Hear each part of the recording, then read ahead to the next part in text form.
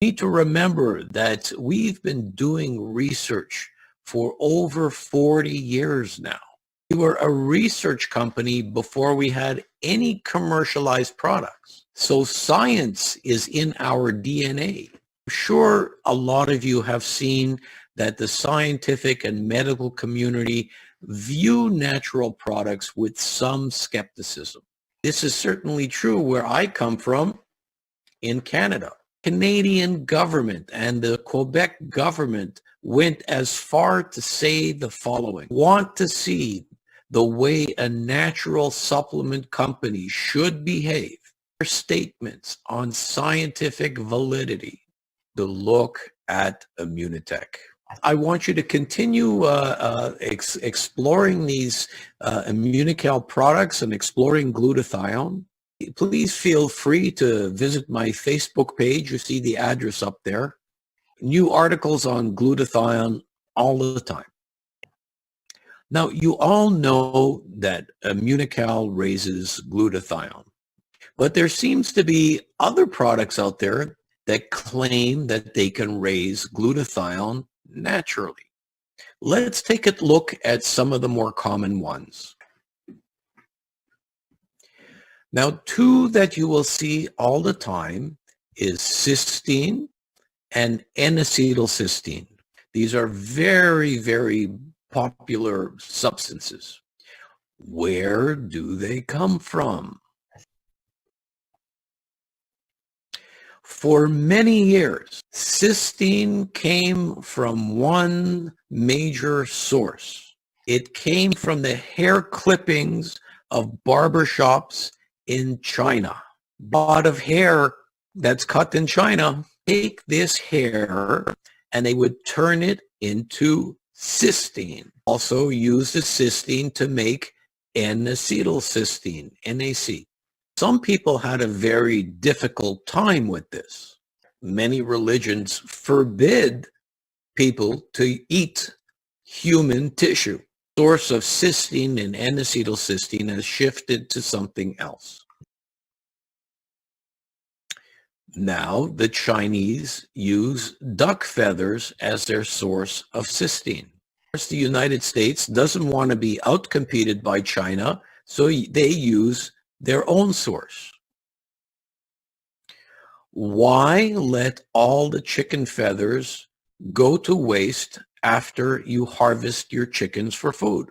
As you can imagine, it's a lot of chemistry to turn duck feathers and chicken feathers into cysteine and N-acetylcysteine. So can we really call these substances natural? And of course, you all see glutathione as a supplement.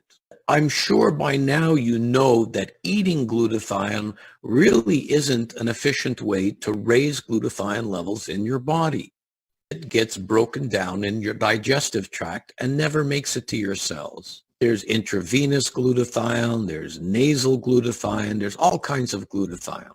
The majority of glutathione that you will find in supplements, in intravenous, in drugs, come from bacteria. We grow bacteria and we extract glutathione from the bacteria. Also another source of glutathione, next slide. Some people will use fungus as well as bacteria. It's an efficient source of glutathione only if you do one thing. Here's an example of a paper, a scientific paper on glutathione production. What they do is they take a specific fungus and they modify the genetics so it makes more glutathione. And the next slide. And the next slide. See, all of these, there's many, many studies, and what they do is they manipulate the genetic makeup of these fungi to produce glutathione. They expose them to chemicals and strong radiation to manipulate, to engineer their DNA. Now, You can do the same thing to bacteria as well. Here they're using a common bacteria called E. coli. This is the bacteria that gives you diarrhea. Next slide.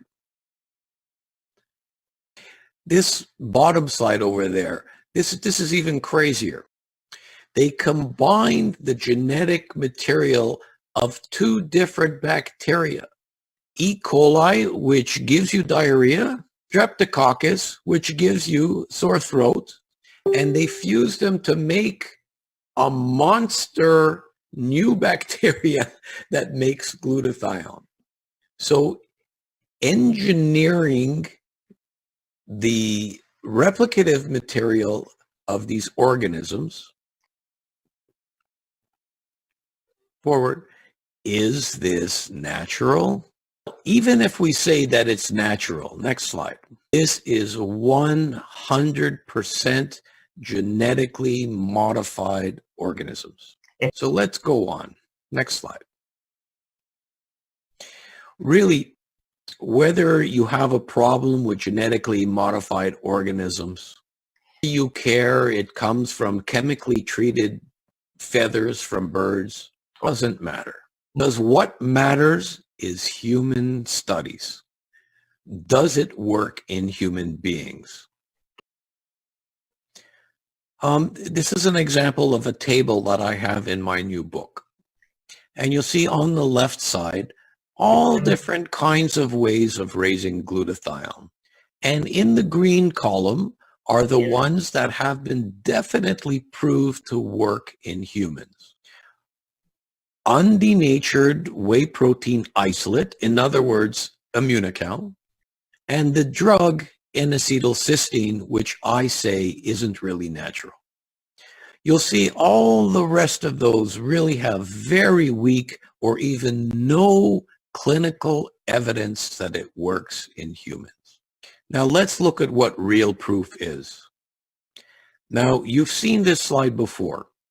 A slide that shows Immunocal has shown up in 63 published medical articles. Is that number 63 a real number prize? No. At the end of 2020, we will have over 70 articles, thing you can be extremely proud about. No other company has that kind of research. And again, if you really want to find out more about glutathione and get into much higher details, you'll see the latest book on glutathione in Spanish. Or if you just want to go online, visit my Facebook page, and we will all continue to learn every month.